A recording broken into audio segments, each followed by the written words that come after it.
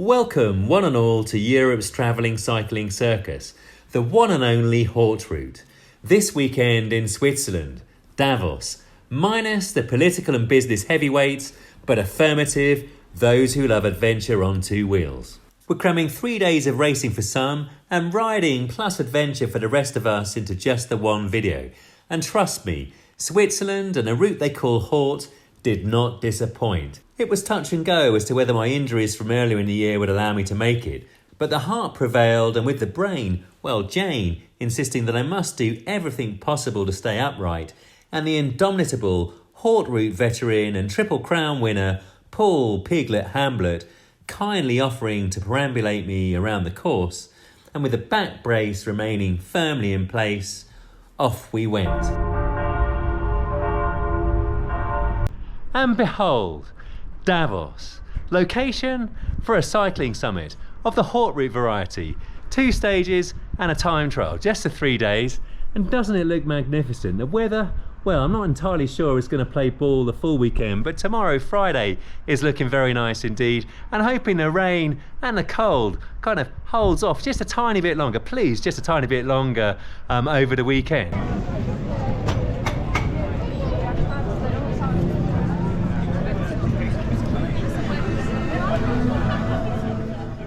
Dubbed due to background music and nearly live from the Haute Route village, I present to you the bike for the weekend. Hired, breathe in, embrace the abs, do not bend the torso, and lift.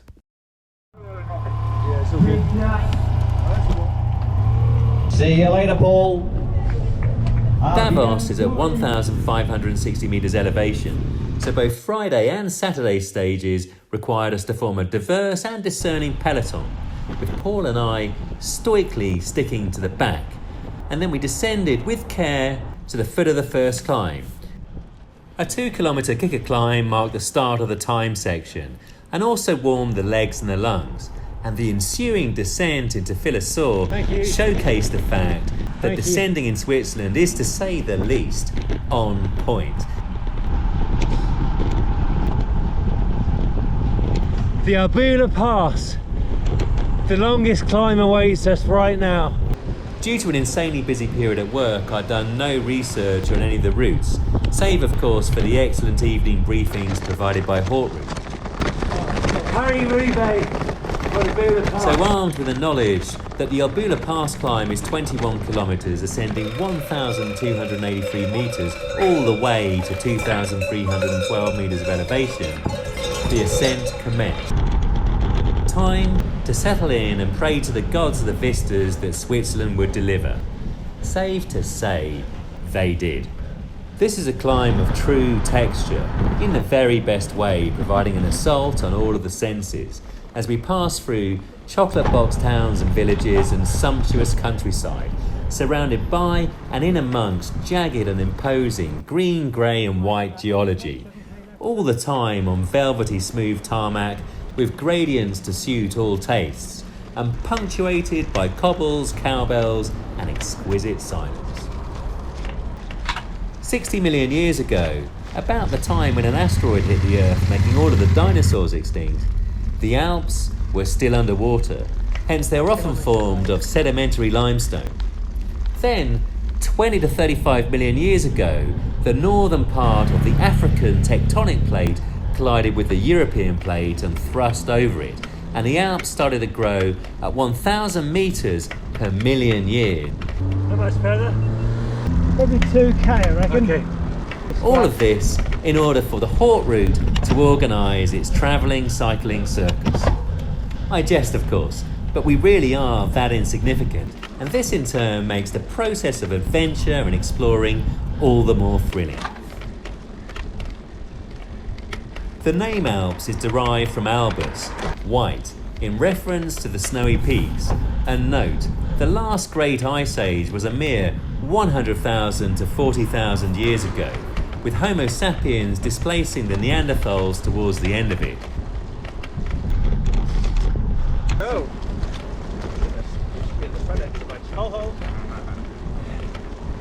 In recent videos, you may have seen my training and lab tests, charting my focus on rebuilding my endurance power and lactate threshold 1. Lactate threshold 1 being the physiological maximum endurance pace, and if correctly said, it should be the inflection point between zone 2 and zone 3. And this long weekend, my intent was simple: deploy lactate threshold 1 on average for each climb, and hopefully a little bit more in the TT. That was a long old climb with some proper steep parts, and I found it very tough indeed. Very pleased to be at the top here with plenty of emergency coke on hand and a little bit of cake. Anyway, we're going to go down the neutralised descent. I'm glad it's neutralised because I'll be going super slow. Then we've got a bit in the valley before the final climb, about 1,000 metres. I think this was how much climbing was this? About 1,500 metres? So far, yeah, we're 15-ish. 1,500 metres up the Albula Pass. Anyway. My time for the Albula Pass was 1 hour 34 minutes. Thank you. Average power 195 watts, just around my lactate threshold 1. Fed and watered, I present to you hairpin heaven.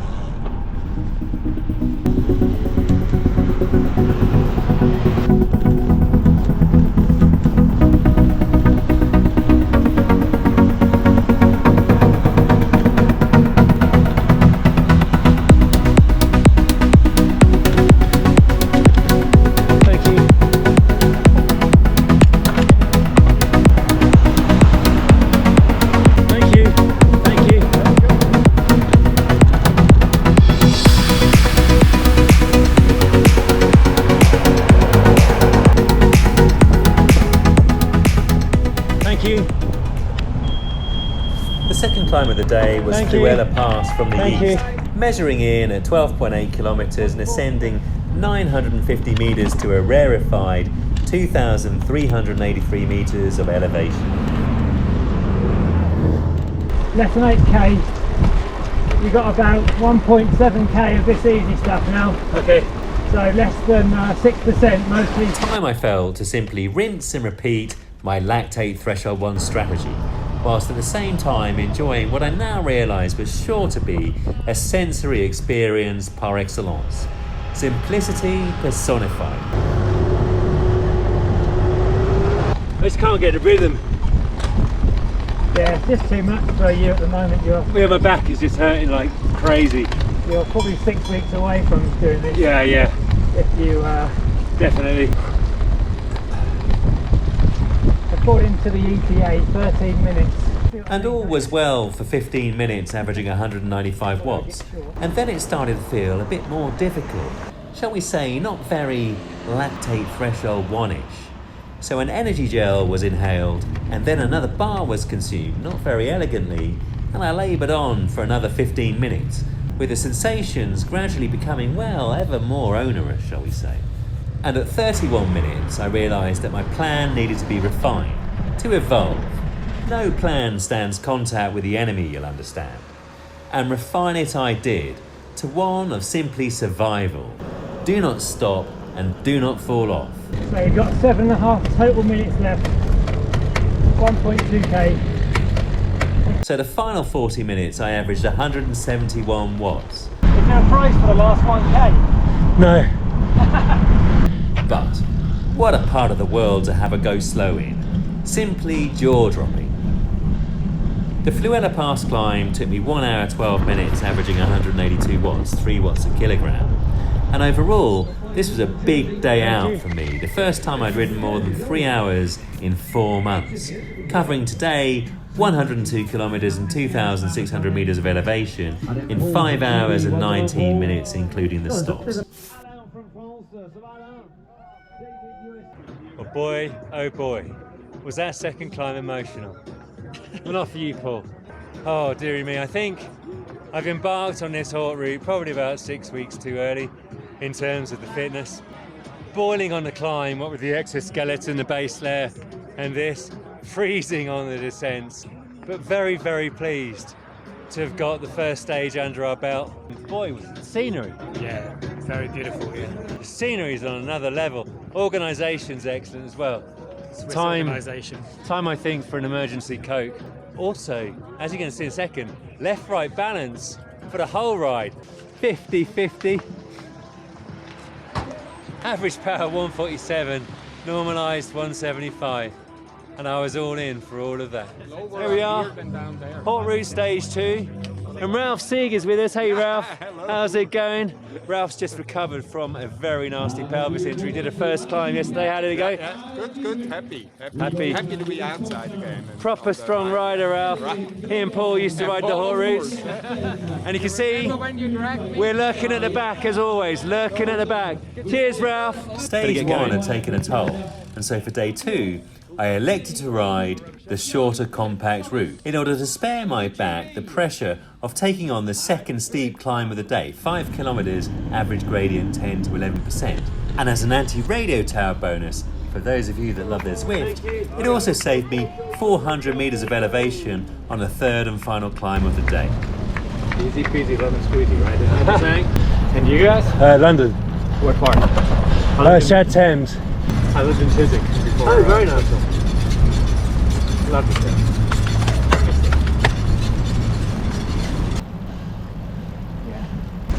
This is not Box Hill. It certainly is. Box Hill. It's not as busy, is it? No. There's way less people here than there. I'm sorry. No worries. You're good? It's nice to have you on camera.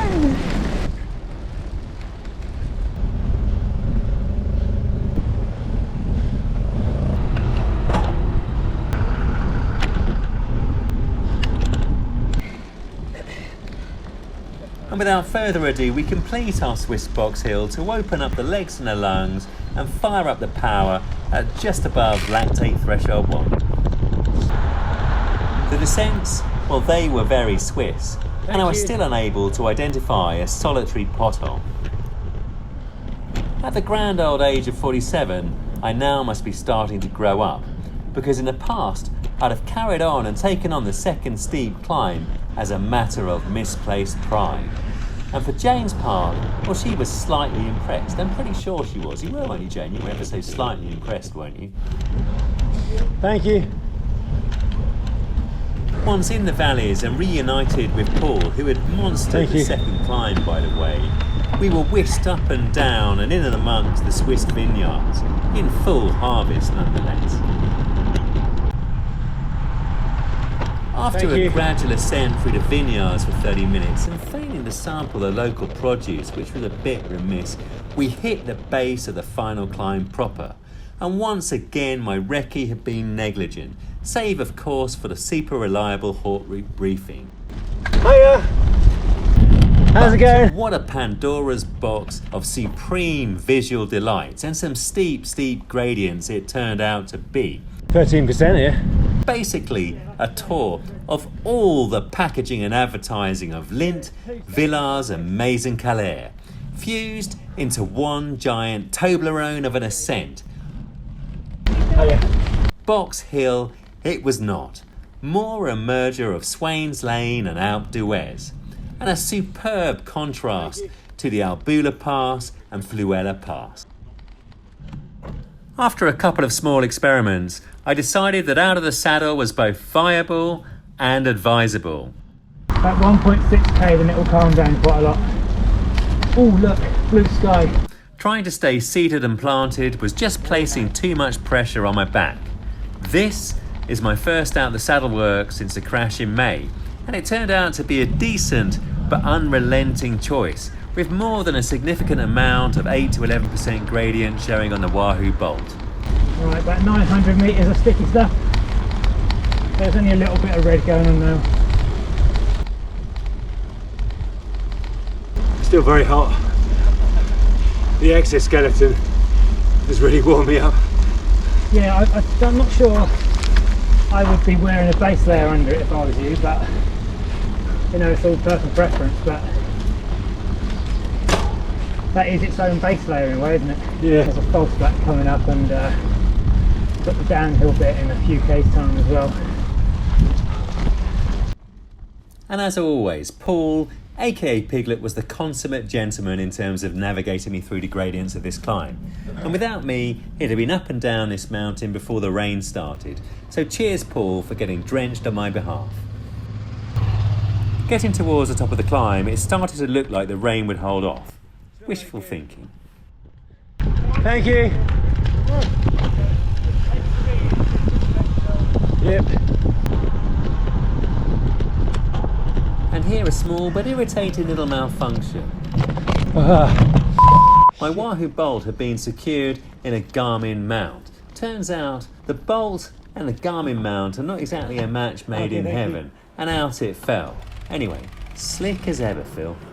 I definitely found that Stage 2's lower altitude in comparison to Stage 1 was helpful here. The maximum elevation on the compact route was 1,500 metres compared to 2,300 to 2,400 on Stage 1 and 3. And my experience last year in the French Alps and here in Switzerland is that both living and riding at altitude takes more than just a few days to get used to. Whether it's riding or recovery, both are harder, noting that my sleep is certainly worse at altitude. It's almost easier in the short term to stay much lower and then climb up past 2,000 metres as I did in Tenerife for Mount Teide. My average power for the official climb to nearly but not quite Parknum, i.e. to the compact route finish, was 200 watts for 63 minutes. Alternatively, it was 190 watts for the 90 minutes when we also include the 30-minute gradual climb to the base of the nearly but not quite official climb to Parknum. Well, today, Stage 2, I decided to do just the compact route in order to save myself the steep climb in the middle and a bit of climbing at the end. Now, I've got to descend and we're getting in a bus to take us back to Davos. My kind of journey. If only the bus was at the top here, eh? And after a cold descent, the sanctuary of a very nice bus. And a TT machine extraordinaire prepares to hit the sensational Fluela Pass. Anyway, Paul's going off about an hour after me. I'm in the slow coaches, so off pretty early. Here we go. And the tension is on the rise. Philip from GB number 356. He's on the road. See you later, Phil. Thank you.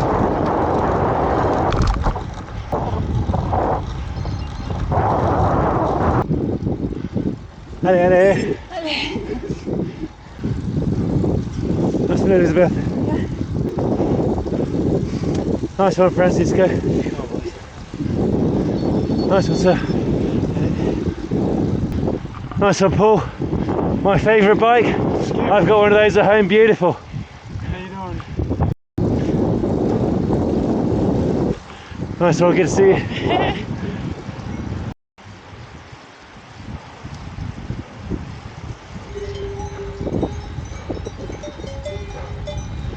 So a mere 12 kilometre climb, but ascending 850 metres from 1,560 to nearly 2,400. And for my money, the Fluela Pass from Davos is the prettier and more absorbing climb than the one from the east that we took on Friday.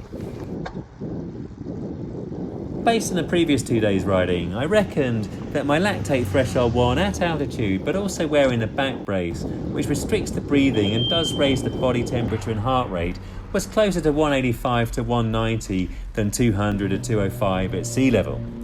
Oxygen does become gradually more scarce as we go higher, about 15% less by the time we're at 2,000 metres. And life for me definitely became that bit harder as we got past 1,750.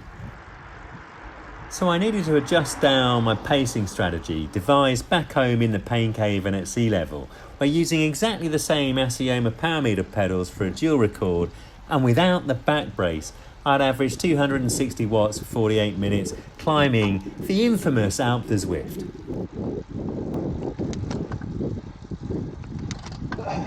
So chucking all of the data and reference points into the pot, I'd guesstimated that 225 watts would be my aspirational anaerobic threshold, aka my full gas FTP pace, for 45 to 50 minutes at altitude and sporting the back brace. And my plan of attack had a second but not very elaborate element. The profile of this climb is 5 to 7% gradient for the first half and 7 to 10% for the second. So part 2 of the strategy was a negative split, with average power overall of 225.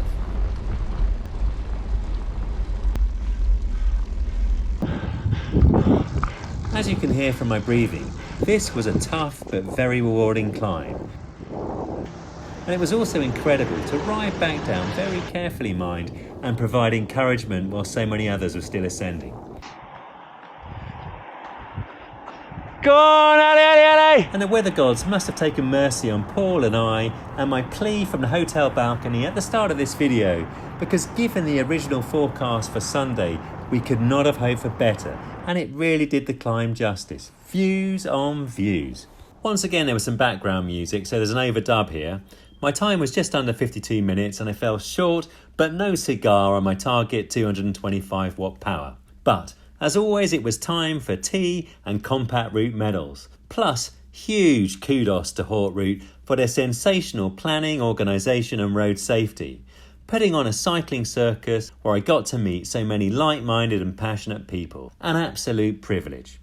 I don't know about you, but I prefer my snowballs in September. Check this out, Piglet. That is one mean looking snowball. Give it your best.